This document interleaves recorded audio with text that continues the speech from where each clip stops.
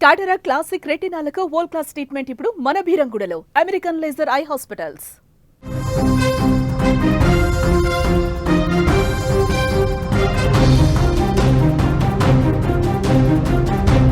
భద్రాచలం వద్ద గోదావరి ఉగ్ర రూపం చూపిస్తోంది. 48.7 అడుగుల వద్ద నీటి మట్టం ఉంది. రెండవ ప్రమాద హెచ్చరిక ప్రస్తుతం కొనసాగుతోంది. భద్రాచలం నుంచి దుమ్ముగూడెం, చర్ల మండలాలకు రాకపోకలు నిలిచిపోయాయి. సీతమ్మవాగు పొంగి పొర్లుతోంది. భద్రాచలం వద్ద గోదావరి ఉగ్ర రూపానికి సంబంధించిన దృశ్యాలు మీరు చూస్తున్నారు. 48.7 అడుగుల వద్ద నీటి మట్టం చేరుకుంది. రెండవ ప్రమాద హెచ్చరికను అధికారులు జారీ చేసినటువంటి పరిస్థితి ఉంది. భద్రాచలం నుంచి దుమ్ముగూడెం, చర్ల మండలాలకు రాకపోకలు నిలిచిపోయాయి. ఆంధ్రాలో కోనవరం, విఆర్పురం, చింతూరు మండలాలకు కూడా రాకపోకలకు అవకాశం లేదు. దుమ్ముగూడెం మండలంలోని పర్ణశాల రామాలయ సమీపంలో సీతమ్మ వాగు పొంగటంతో స్వామివారి నారచీరల ప్రాంతం, సీతమ్మ విగ్రహం, స్వామివారి సింహాసనం అన్నీ కూడా నీట మునిగిన దృశ్యాలు కనిపిస్తూ ఉన్నాయి. ఒక్కసారి విజువల్స్ చూస్తుంటే అర్థమవుతోంది పూర్తిగా అక్కడ ఎంత ఉధృత రూపం దాల్చిందో. గోదావరి ఉగ్ర రూపానికి సంబంధించిన దృశ్యం పూర్తిగా అక్కడ లోతట్టు ప్రాంతం అనేది మునిగిపోయినటువంటి పరిస్థితి కనిపిస్తుంది. పర్ణశాల, తర్వాత సీతమ్మ వాగు, నారచీరల ప్రాంతం అంతా కూడా నీట మునిగినటువంటి సిచ్యువేషన్ చూస్తూ ఉన్నాం. ప్రమాదకర స్థాయి పరిస్థితుల్లో అక్కడ గోదావరి ఉగ్ర రూపం కనిపిస్తోంది. విజువల్స్లో మీరు చాలా స్పష్టంగా చూడొచ్చు. అక్కడి నుంచి మరింత ఇన్ఫర్మేషన్ మనం తెలుసుకునే ప్రయత్నం చేద్దాం. మా ప్రతినిధి నాగరాజు సిద్ధంగా ఉన్నారు. నాగరాజు, అక్కడ ఈ వరద ప్రవాహాన్ని, గోదావరి ఉగ్ర రూపాన్ని చూసిన తర్వాత అధికారులు ఏం చెప్తా ఉన్నారు? లేటెస్ట్ ఇన్ఫర్మేషన్ ఇవ్వండి. ఈ రోజున తెల్లవారుజామున 4:05 సమయంలో 48 అడుగులు చేరుకొని రెండో ప్రమాద హెచ్చరికని అధికారులు జారీ చేయడం జరిగింది. ఇప్పుడు 50 అడుగుల వరకు కూడా భద్రాచలం వద్ద గోదావరి ప్రవహిస్తుంది. అయితే ఇప్పుడు మీరు అన్నట్టుగానే దుమ్మగూడెం మండలం పూర్తిగా కూడా రాకపోకలు బంద్ అయినాయి. అంటే దుమ్మగూడెం, చర్ల, అట్లాగే పర్ణశాల వెళ్ళే ప్రదేశాలు కూడా పూర్తిగా కూడా అక్కడ రాకపోకలు బంద్ అయినట్టుగా మనకి తెలుస్తుంది.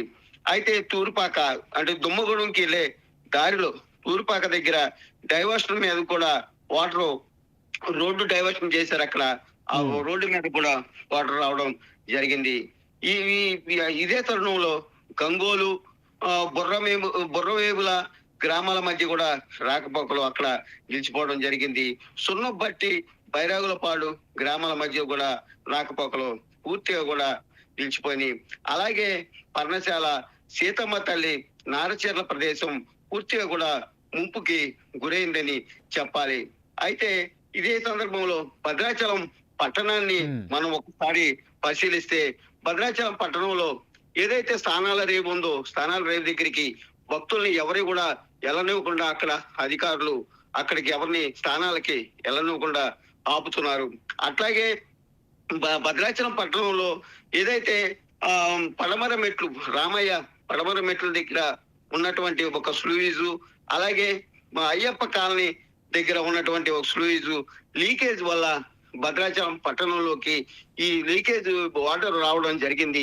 దీంతో అక్కడ ఏదైతే జంబో మోటార్లు అధికారులు అక్కడ పెట్టి మళ్ళీ గోదావరిలోకి వాటర్ ని లిఫ్ట్ చేయడం జరుగుతుంది.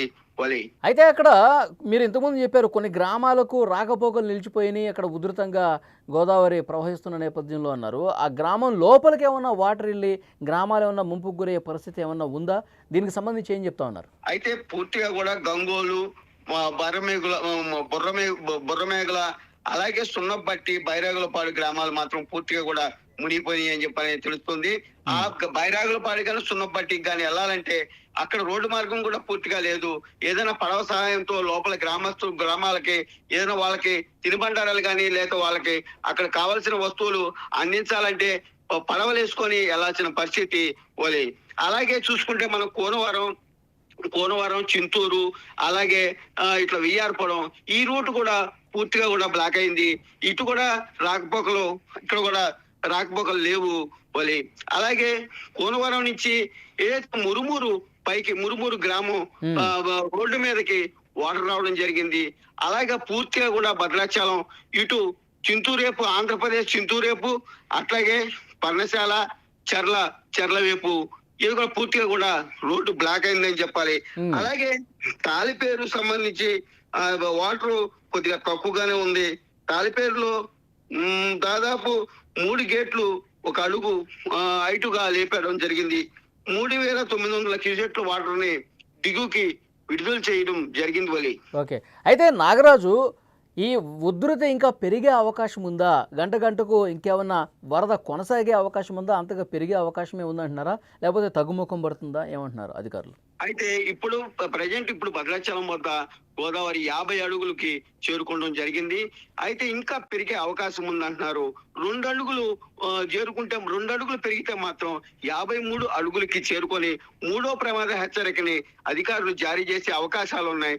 అయితే 2 అడుగులు 3వ ప్రమాద హెచ్చరిక చెరువులో దగ్గరలోకి వచ్చి మళ్ళా బ్యాక్ అవుతుందని చెప్పని అధికారులు చెప్పడం జరుగుతుంది.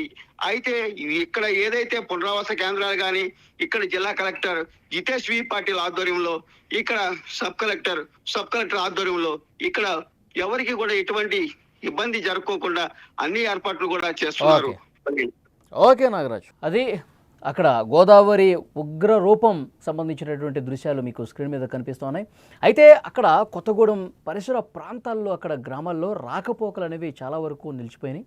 ఎందుకంటే గోదావరి మహగ్ర రూపాన్ని దృష్టిలో పెట్టుకొని వాటర్ ఇంకా ఎగువ నుంచి ఆ ఫ్లోటింగ్ అనేది కొనసాగుతున్న నేపథ్యంలో ఇప్పటికే అక్కడ స్నానాల రేవు కావచ్చు, తర్వాత సీతమ్మ వాగు ఉప్పొంగి ప్రవహించడం కావచ్చు, నారచీరల ప్రాంతం కావచ్చు, ఇవన్నీ కూడా దాదాపు శ్రీరాముడి సింహాసనం కావచ్చు అన్నీ మునిగిపోయిన పరిస్థితి కనిపిస్తోంది.